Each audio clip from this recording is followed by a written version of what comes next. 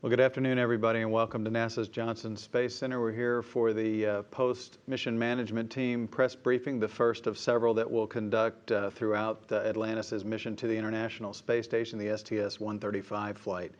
Joining us is the chairman of the MMT, Leroy Kane. He's also the deputy manager of the Space Shuttle program. He'll tell you all about the MMT meeting today, and then we'll throw it open for questions. With that, I'll turn it over to Leroy. Okay, thank you, Kyle, and good afternoon. It's great to be here. I want to start out by congratulating the entire Space Shuttle program team and the folks across the country that make it possible for us to execute these missions. The launch yesterday was flawless, and since then, Atlantis has been performing outstanding on orbit. But the entire team that prepared Atlantis and the entire STS vehicle to be ready to fly yesterday deserves a great pat on the back. They worked very hard, as they always do, and we have been determined to finish strong, and this is a good beginning of finishing strong on this last mission. So just a great job by the entire processing team down at the Kennedy Space Center. Fantastic job by the entire engineering and safety teams who got us prepared to go fly this mission. We did have, coming off of STS-134, we had a few issues, not even issues, but we had a few items, things that we needed to disposition and work through, and the team did their usual outstanding, rigorous job and due diligence in allowing us to be able to disposition those items and be able to go fly again. And so again, between the folks that prepare the vehicle and the rest of the team who prepare the crew and the flight control team and the launch team, the engineering team that helps us work through the issues, and the safety team, just across the board, just a fantastic effort by the entire team. And again, in keeping with our promise to ourselves, really, to finish strong, this was a great first step. We really put our best foot forward on this mission in terms of the way we started off the mission yesterday in the launch of Atlantis. The team had to work through a couple issues, and I know you probably heard some talk about those, but the mission operations team did an outstanding job working through and evaluating the weather, and the launch team, the same thing for the launch weather. As it turned out, the weather turned out to be a little bit more of a challenge for the landing, the abort landing scenarios, and so the mission ops team here in Houston is responsible for those aspects of the launch weather and the landing weather decisions. And so just a great job by that team as well in terms of us being able to get launched yesterday. So a hearty congratulations to the entire team. We couldn't be happier with the way we started off this mission. So with that, we did talk in the mission management team today. It was a fairly brief discussion because, as I said, Atlantis is performing outstanding on orbit. The crew is doing great. They're in great spirits. They're in great health. In fact, they're doing so well that they canceled their normally scheduled private medical conference that they had slated for last night. And so they're just doing really well. And today was a great day for them on orbit. They've completed all their tasks up to this point in the timeline. I think they go to sleep in a few hours here at about 6:30 local time. But today the big activities for them were completing the wing leading edge and nose cap surveys that we do on the thermal protection system. And so all of those surveys are complete. The boom is berthed, and the crew is off doing some other activities in preparation for rendezvous and docking tomorrow before they go to sleep tonight. So all of the survey activity went quite well. They were far ahead in the timeline the entire time today. They worked on getting those images downlinked, and so we'll have all of that data on the ground by sometime during the crew sleep period tonight. We'll have the remaining portions of that data on the ground. The other data that we normally have, imagery data from the ground cameras, from the ET umbilical well cameras, the handheld images that the crew takes, what we call the ET digital stills, those are down at the ground. And so we're on our normal timeline where our data gathering is concerned with respect to all the imagery data that we expect to have at this point. So all of that is is going very well, and as I mentioned, the crew is had a very full and busy but very productive day, and they've been ahead of the timeline the whole day. So we don't have any issues as far as anomalies. We don't have any anomalies. We don't have any significant issues, in so much as we don't even hardly have anything that can be listed on the funny list or on the items that were trending. And so the vehicle is extremely clean. So we don't have anything in that regard to talk about, and didn't have anything to talk about in the MMT on those items. Tomorrow we look forward to the rendezvous and docking. I think you've probably been told the times for those respective activities. And so just in summary, it's been a great start to this mission, and I couldn't be happier in terms of where we are on orbit. The crew's doing great, the vehicle's doing great, the team on the ground is performing at a very high level, and just very happy to be at this point, and looking forward to docking tomorrow. So with that, I'll be happy to answer any questions, Kyle. Okay, great. As you guys see, we have a fixed microphone, so you're going to have to walk over to it. I know it might be a little exercise, but so everybody can hear you. We'll go around the room here and then take the phone bridge, and start with Mark. Hey, thank you. Mark Carreau for Aviation Week. What would the desired timeline be for the MMT to have all the imagery from the launch damage assessment standpoint assessed, and you're able to make a determination? Well, our desire is somewhere in the flight day 4 to flight day 5 timeframe, Mark, and I anticipate we'll actually be a little ahead of that timeline in this particular case. I think the team is planning on having as you know, tomorrow we'll do the rendezvous pitch maneuver, and we'll get great imagery from that, and all of that will make it to the ground by about the time we dock tomorrow, actually. And so the team will start pouring through that data. We have tentatively scheduled the focus inspection evaluation meeting for early evening tomorrow, and so that's a little ahead of where we actually need it in terms of the decisions that we like to be able to make where the MMT is concerned. So as has been the nature of this mission from T0, the crew and the team on the ground are pretty much ahead of the timeline, so that's a very good sign. Philip Sloss with NASASpaceflight.com. Could you just provide a status on the SRBs in terms of getting those towed back into port, please?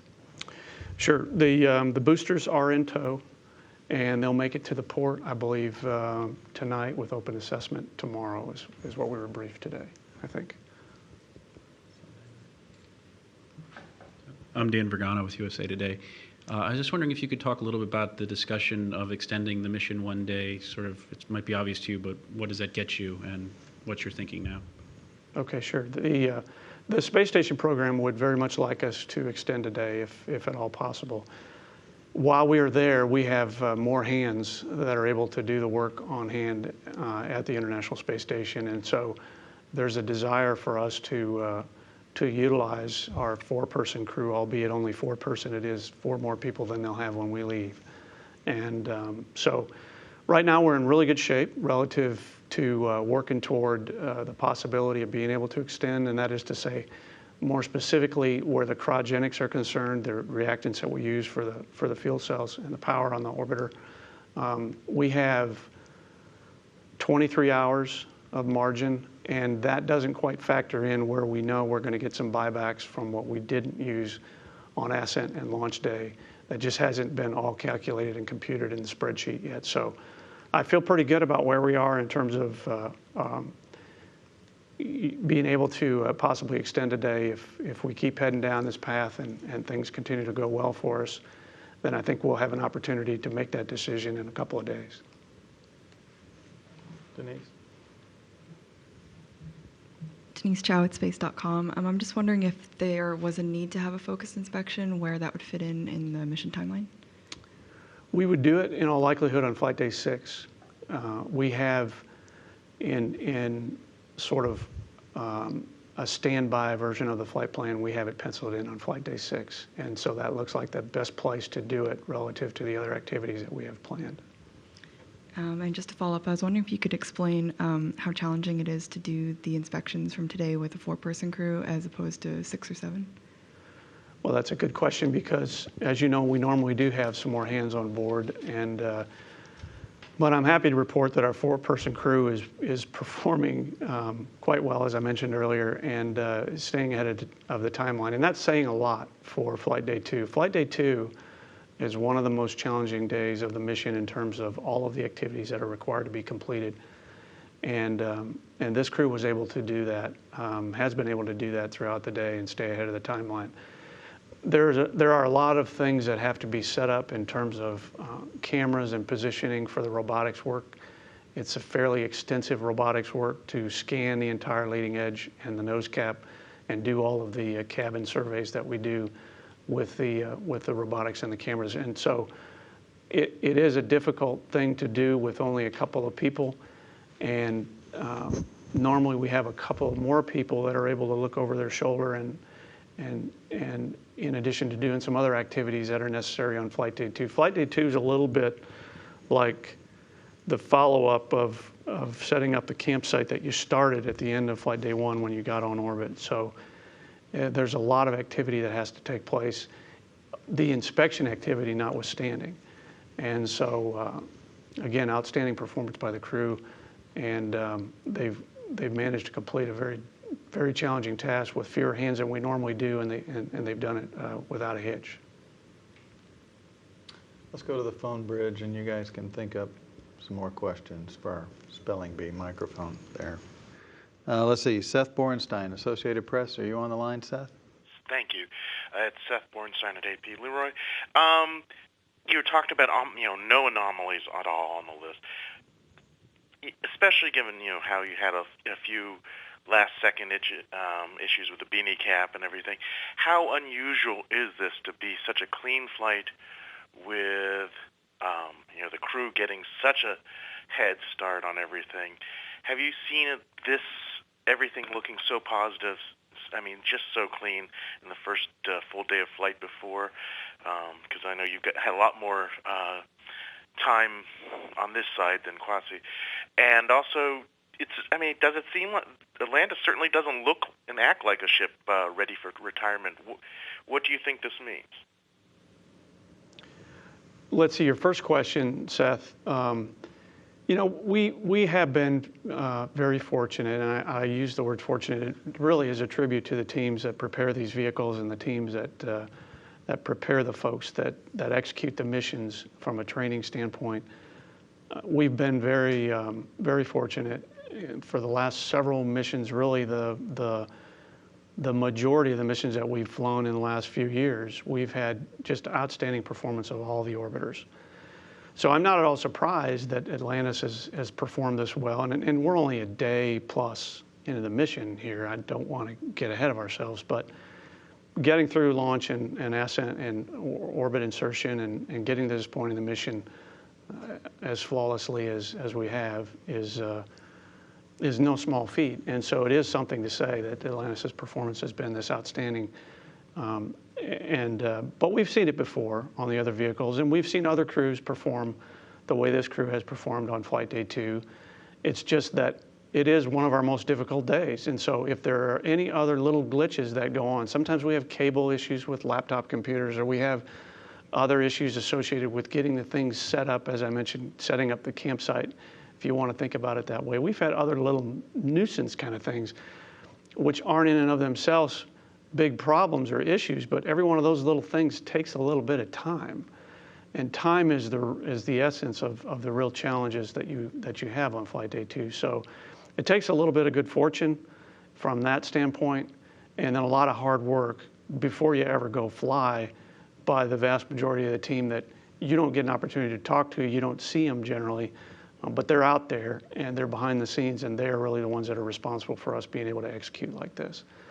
As far as Atlantis performing like this and getting ready to retire, we've said from the beginning that we are dedicated and determined to finishing strong. We wanted the last flight to be the safest flight that we fly. We wanted the performance of the vehicle to be as good as it's ever been. We wanted the team to be able to execute at a level that as high or higher than we've ever been able to execute. And that has been what we've dedicated ourselves to as a team. And I think you're seeing that play out. I think you saw it in the final mission of Endeavour and the same thing for Discovery in the last few months here. And so I'm very pleased that we've gotten to this point. We have a long ways to go. This is an extremely challenging mission. A lot of people mistake this because it's whether it's because it's a final mission or because it's an MPLM and it doesn't have a big payload that we're going to leave on station in terms of like an AMS or an assembly type mission. It's a very challenging and extremely important mission to the space station program and to the international partners. So we have that entire mission in front of us, and we understand, I think, the challenges associated with getting it done with our 4-person crew. And so, again, I'm very pleased at the start we've had here. And Atlantis performing the way Atlantis has to this point, being part of the equation is a combination, again, of hard work and good fortune. It is what we were determined to do in terms of being able to finish strong. So this is what I expected, and I look forward to the rest of the mission and having it play out and finishing strong. Anything else, Seth? Thank you. No, that's it. Thanks. Okay. Robert Perlman, Collect Space, are you on? I am, thanks. Leroy, I think there was some talk prior to the launch, a few weeks prior to the launch, about extending the time that the external tank camera was on to sort of follow it into reentry. Was that done, and did you get that footage, and what did it look like? It was done. In fact, another thing the team accomplished in a very short period of time, we kind of pulled that on them a little late in the game in terms of making that request. And so, but in their usual fashion, they did an outstanding job in terms of being able to configure the systems before we flew to allow us to do that. And what we're talking about is the feed line camera that we normally have video from during the uphill ascent into orbit phase. And then so that we don't transmit over parts of the world that don't normally want us to have those kind of RF signals transmitted, we turn it off. And in this case, we asked if we could leave it on longer so that we'd be able to see the reentry of the external tank. And the team was able to configure the systems to be able to do that. We were able to, our network team, Jim Bongeter and his team of folks, and Kathy Sham, really just went beyond the call in terms of being able to provide some capability on the ground with a station at Diego Garcia that could receive this information. As it turns out, the results, I think, are going to be about what we expected, which is when the tank gets to this point in its entry and reentry into the atmosphere, it's tumbling by this time, and the lighting is somewhat questionable, which again would be expected. So the information that I have is that we have captured the data from Diego Garcia. It is going to be questionable in terms of usefulness because of the motion of the tank and because of the lighting, but we haven't had any experts been able to look at it yet, and we won't have that, unfortunately, for probably a couple of weeks. And so that's not something that we'll likely see during the mission. It's possible, but it's just not likely that we'll see that by the time we finish this mission. But it was a best effort to begin with, and so we'll see what we see when we get the DVD, but that's the status of it as it stands today. Thank you. Okay, Bill Harwood, CBS News. Are you on, Bill? Yeah, I'm on, but Leroy, I have no questions. Thank you very much. Okay, we're back here. Anybody have any follow-ups? Yeah, Bill. Just a quick follow on the ET camera. There were no airborne assets or any other assets besides Diego Garcia that were available for this? Then? Correct. Okay, thank you. Okay, seeing no more questions, just a couple of quick programming notes. As Leroy mentioned, the crew heads to bed about 6:30, and of course we'll do the flight day highlights package starting at 8 o'clock Central Time on the hour, except for the one time that we will play the Space Shuttle program video, the Launching Our Dreams If you haven't seen it, it's about 30 minutes. It's quite good. Atlantis docks to the station just after 10 Sunday morning. Of course, you'll see all of that on NASA TV. Our next mission status briefing is after that at 12:30 Sunday, and the MMT will meet again at 1, and then we'll be back here at 3 o'clock again tomorrow afternoon with another MMT update. And of course, the team is watching over the rest of the cruise day, and the crew wake-up time tomorrow is 2:29 a.m. Sunday Central, 3:29 a.m. Eastern. So we'll head back to Mission Control and back to space. Thanks a lot, everybody.